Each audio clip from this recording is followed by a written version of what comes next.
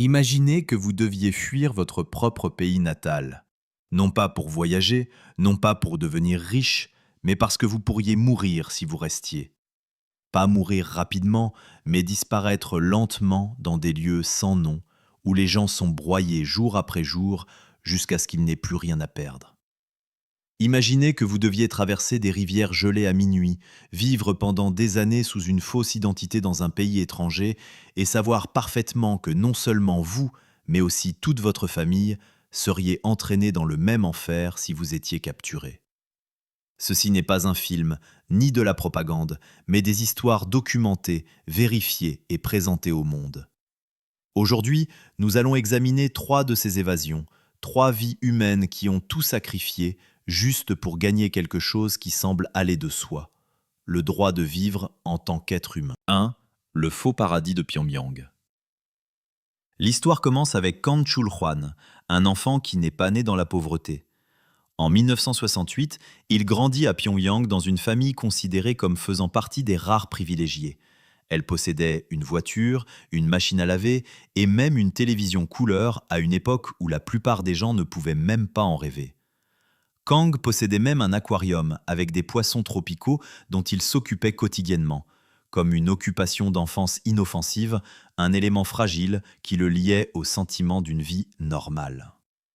Mais cette normalité n'était qu'une fine enveloppe dissimulant un système prêt à écraser n'importe qui. En 1977, alors que Kang avait 9 ans, la police a fait irruption chez lui à l'aube, a accusé son grand-père de trahison envers la patrie, et à cet instant, la famille privilégiée s'est totalement effondrée. C'est ici que s'est révélé le concept de punition sur 3 générations. Non seulement l'accusé devait expier, mais les grands-parents, les parents et les enfants étaient aussi emportés. L'aquarium est resté derrière, les poissons sont morts pendant la relocalisation, et ce n'est que des années plus tard que Kang a compris que c'était un symbole froid du moment où tous les liens avec le monde extérieur, avec une vie humaine, ont été irrévocablement coupés. 2. Une nuit, 3 générations, 10 ans d'enfer. La famille de Kang a été emmenée directement dans un camp de rééducation où le nom sonnait certes comme éducation, mais était en réalité une condamnation à perpétuité sans procès. Kang n'avait alors que 9 ans, mais fut immédiatement contraint au travail comme un adulte, sans exception, sans merci.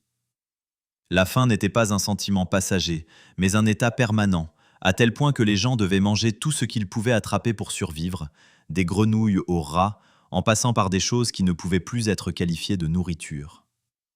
Le camp ne tuait pas seulement les gens par le travail et la faim, mais aussi par une peur délibérément attisée. Des punitions publiques, des scènes de châtiments brutaux qui se déroulaient sous les yeux de tous pour rappeler qu'une vie ici n'avait aucune valeur. Kang a vu de ses propres yeux comment des êtres humains étaient transformés en moyens de dissuasion, humiliés plus bas que des animaux, et c'est précisément durant ces années que les concepts d'enfance, d'avenir et d'espoir ont été démantelés jour après jour. 10 ans dans le camp n'étaient pas 10 ans de vie, mais 10 ans de traînée à la frontière entre l'existence et la disparition, où respirer était considéré comme une sorte de béatitude perverse. 3. Le livre que le monde ne pouvait pas ignorer. En 1987, après la mort du grand-père de Kang, la famille fut libérée, mais ce n'était qu'une autre forme d'exil, car il n'avait pas le droit de retourner à Pyongyang, mais devait vivre sous surveillance stricte dans une zone reculée. 5 ans plus tard, quand Kang a réalisé que cette vie n'était qu'une prison sans barreaux, il a décidé de s'enfuir, a traversé la frontière vers la Chine et a finalement atteint la Corée du Sud. Mais le véritable choc n'est pas venu de la fuite, mais de ce qu'il a fait après.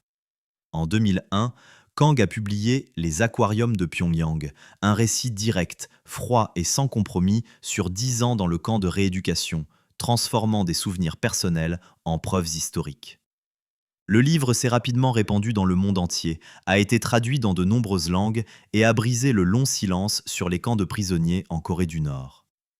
Kang n'était plus un survivant anonyme, mais est devenu un témoin clé devant la communauté internationale, rencontrant des dirigeants de premier plan et jouant un rôle important dans la fourniture de preuves pour les enquêtes de l'ONU sur les violations des droits de l'homme.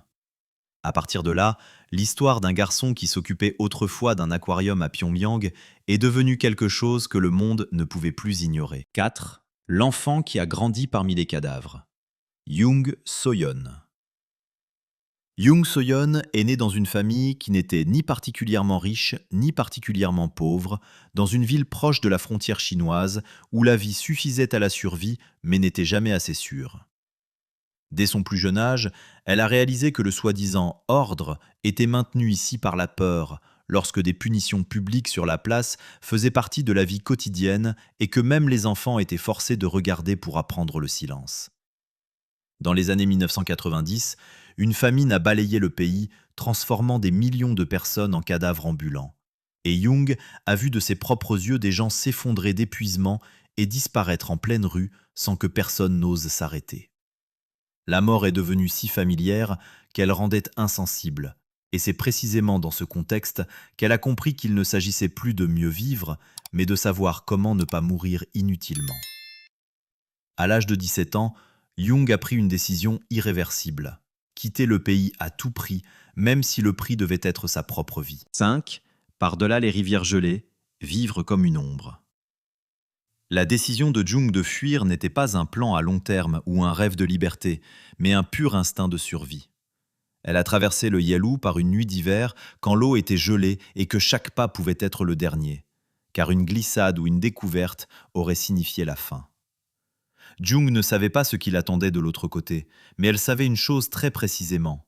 Une fois enfuie, il n'y avait pas de retour possible, et à partir de ce moment, elle est devenue une criminelle aux yeux de sa patrie. Les premiers jours en Chine se sont rapidement transformés en une existence clandestine de plusieurs années, où chaque son de sirène de police pouvait signifier une expulsion et le retour dans l'ancien enfer. Pour survivre, Jung a dû acheter une fausse identité, parler chinois comme une locale, se comporter comme une personne sans passé, vivre comme une ombre pendant 10 ans, se réveillant sans cesse la nuit par peur d'être découverte. La liberté à cette étape n'était pas le droit de vivre, mais seulement la capacité de prolonger la fuite d'un jour de plus. 6. 3200 km pour sauver une famille. En 2008, Jung a finalement atteint la Corée du Sud et pensait que la fuite était terminée. Mais à ce moment-là, elle a reçu une nouvelle qui a tout bouleversé. Sa mère et son jeune frère avaient également tenté de traverser la frontière, avaient été capturés en Chine et étaient sur le point d'être expulsés vers la Corée du Nord, un verdict équivalent presque à un camp de prisonniers ou à la mort. Sans hésiter, Jung est retourné en Chine, prenant le plus grand risque de sa vie pour sauver sa famille, et a commencé de là un voyage de plus de 3200 km à travers la Chine et l'Asie du Sud-Est.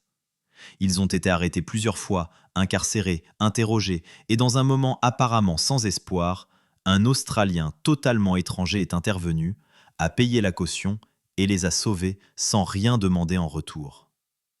La fuite s'est poursuivie à travers le Laos, a duré de nombreux mois sous une tension extrême, jusqu'à ce que toute la famille soit enfin en sécurité. Pour Jung, ce moment n'était pas un sentiment de victoire, mais seulement un effondrement d'épuisement, lorsqu'elle a compris que pour maintenir une famille en vie, il faut parfois sacrifier la sécurité que l'on vient de gagner. 7. Femme, militaire et mine, Lee So-yeon. La troisième histoire nous mène vers une réalité encore plus froide, où même le service au régime n'offrait aucune protection.